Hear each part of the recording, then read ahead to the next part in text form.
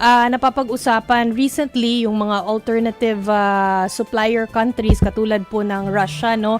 Na sa pagkakaalam ko, and correct me if I'm wrong, yung Russia po ay sana cheapest option para sa atin kasi merong US, merong Canada, merong South America which is malayo, and then yung like Canada, yung oil po nila ay kailangan i-refine pa natin dito. So anyway, tama po ba muna na yung Russia po ang pinaka-cheapest option natin? And if so, bakit po tayo kailangan magpaalam pa pala sa Amerika po para makakuha ng oil mula sa Russia?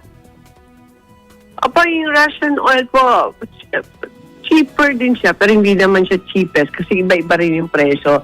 Depende, may mga Nigeria ka din, may South America. Pero ang maganda sa Russia din, or any other country other than the Middle East, is ibang option. Para kahit mag-gera man sa Middle East, may ibang bansa tayo nagpupuntahan at makukunan ng oil. No? So, diversification ang ginagawa natin. So, ang next niyan is, bakit kailangan natin magpaalam? Kasi ang US kasi may embargo, no? Pinabawalan nila na bumili yung mga bansa sa Russia ng oil. So, ngayon, anong mangyayari kung bumili ka doon at may embargo, no? Mabblacklist yung mga bangko natin, hindi tayo pwedeng mag-deal with US companies. Yung possible sanctions, may sanctions kasi yan ng US. And US is one of our biggest trading partners, ano?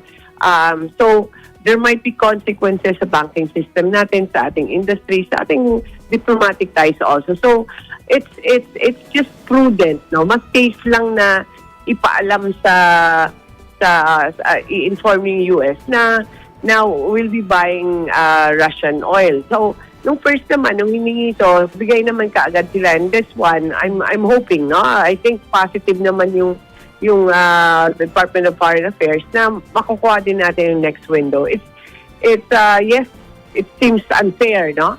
Pero better na lang yan na we do the diplomatic channels para wala nang dagdag pa na problema sa atin kasi pinibigay naman yan. Yung rollback po na pinag-usapan po ninyo ni Mase kanina, no, yung first topic po talaga kasi tinanong niya kung ito yung trend na sabi mo mahirap sabihin, no, depende sa mga events na mangyayari. Depende sa tweet ni Trump. Pero yung sa next week po na most likely po na rollback, how low could it go po? Less than 100, for example, yung diesel. Kasi yun na talaga yung concern ng marami. Less than 100 per liter po ba? 100 pesos per liter? Pwede po ba yun? Hindi ko pa masasabi kasi may bukas pa akong hinihintay na number Very averaging yan It's mathematical computation Hindi naman yan, we base it on the average of the daily price from Monday to Friday, and then we compare it to last week's number. So ang difference nun is either rollback or all price hike, ano.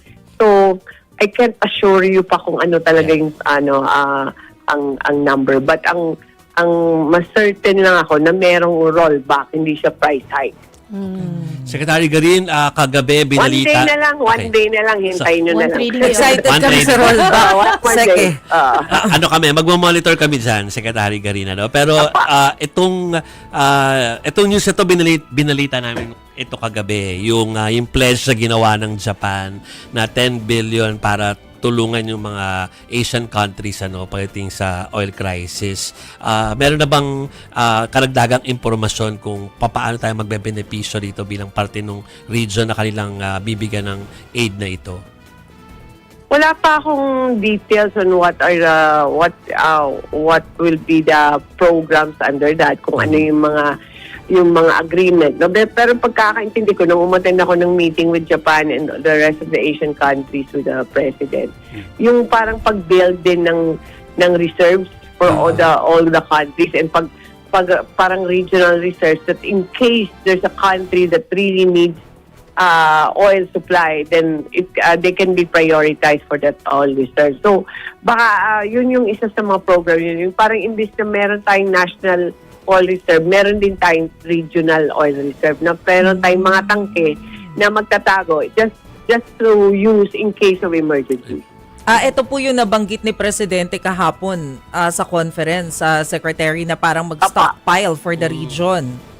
Apa, yun yung Oo. kung hindi, kasi yun yung topic kahapon, and then I think Japan followed that with a commitment with for how much they want to help or contribute. Pero, Secretary, natukoy po ba kung ano kaya yung mga potential na country, especially dito sa ASEAN, na pwedeng magtago at magreserba ng mga petroleum products for the region? Kung saan? Opo. Hindi ko pa alam kung meron na silang criteria on which types of countries can be reserved. I haven't seen pa the report. So hopefully isa din sa Pilipinas din. Yes. Pero kung sa Pilipinas din, do we have enough storage for that? Kasi 'di ba, as we speak, parang 60 days yung average Pwede. na kaya nating i-store. Wala. As of, if you bring it today, no. But we have to Oo. build extra storage talaga. Kailangan yan ipa-construct talaga yung storage.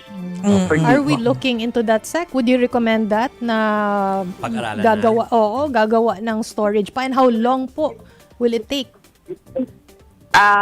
Di ko alam kung gaano katagal at magkano yung gastos, but yes, I would support that kind of activity or kind of program kasi we really need reserves.